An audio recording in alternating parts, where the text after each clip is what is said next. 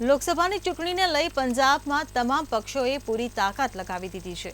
આ વખતે પંજાબમાં ચૂંટણીનો મુકાબલો રસપ્રદ રહેશે। પ્રથમ વખત 4 રાજકીય પક્ષો સીધા સામસામે છે અને કેટલાક ખેડૂત સંગઠનો પણ ચૂંટણીમાં ભંગાણ સર્જવા સક્રિય છે। ત્યારે રાજકીય પક્ષો અને ઉમેદવારો કરતા પોલીસ પ્રશાસનનો પડકાર વધી ગયો છે। પંજાબમાં કોંગ્રેસ અને આપ અલગ અલગ ચૂંટણી લડી રહ્યા છે। રસપ્રદ વાત એ છે કે અહીં કોંગ્રેસના નિશાને આપ છે, તે જ સમયે આમ આદમી પાર્ટી ભગવંત માન સરકારની 2 વર્ષમાં ઉપલબ્ધિઓ ગણાવી રહ્યા છે। દિલ્હીના મુખ્યમંત્રી અરવિંદ કેજરીવાલ પણ પંજાબમાં પ્રચાર માટે પહોંચ્યા હતા। પંજાબની તમામ 13 બેઠકો પર ચૂંટણી અંતિમ તબક્કામાં યોજાનાર છે।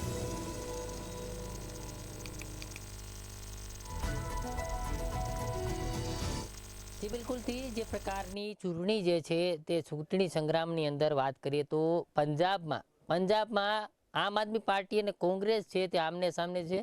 एटलू ज नहीं, आ बने आमने सामने थया छे ने खराखरीनो खेल है ते पंजाब में जोवा मळशे।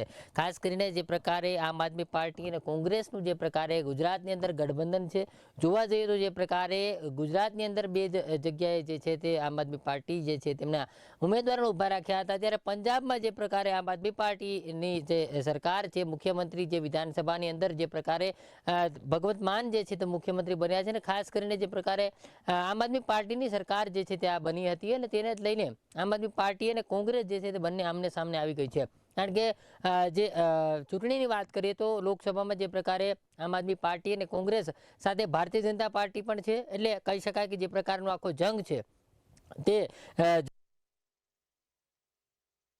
पंजाबनी अंदर खूब ज जामशे। कारण के किसान संगठनों पण त्यां खूब ज दबदबो रह्यो छे अने जे प्रकारे किसान संगठनों जे छे तेमना द्वारा पण क्यांक ने क्यांक मत जे छे तेनुं विभाजन थई शके छे, ते प्रकारनी स्पष्ट वात जे छे ते सामे आवी रही छे। एटले स्पष्ट कही शकाय के जे प्रकारे लोकसभानी चूंटणी पंजाबनी अंदर जोवा जईए तो खराखरीनो खेल छे ते आ जोवा मळशे। અને ખાસ કરીને જે પ્રકારે જે સંગઠનો છે તે સંગઠનો અત્યારે જે પ્રકારે તમામ સંગઠનોને પોતપોતાની રીતે જે રીઝવવાનો પ્રયાસ છે તે એક બાદ એક પાર્ટીઓ છે તે કરી રહી છે। કારણ કે જે પ્રકારે ચૂંટણી આવતી હોય છે ને ચૂંટણીને લઈને તમામ જે પ્રકારની વાતો જે છે તે કરવામાં આવતી હોય છે ને ખાસ કરીને ચૂંટણીને લગતી વાતો જે છે તેમાં અનેક વાયદા વચનો આપવામાં આવતા હોય છે। તેને લઈને અત્યારે જે કિસાન સંગઠનો છે તેમને પણ ક્યાંક ને ક્યાંક જે વાયદાઓ છે તે આપી રહ્યા છે ને કિસાનોને તેમની તરફ કરવામાં આવી રહ્યા છે।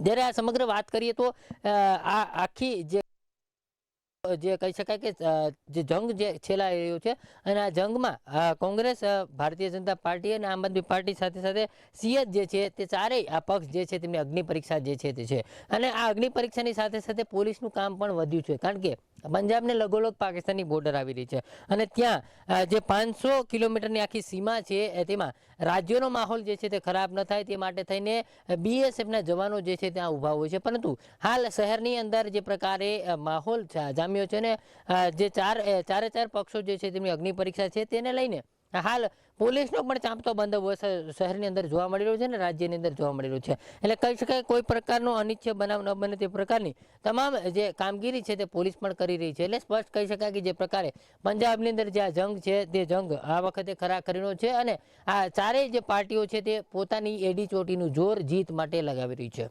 જી।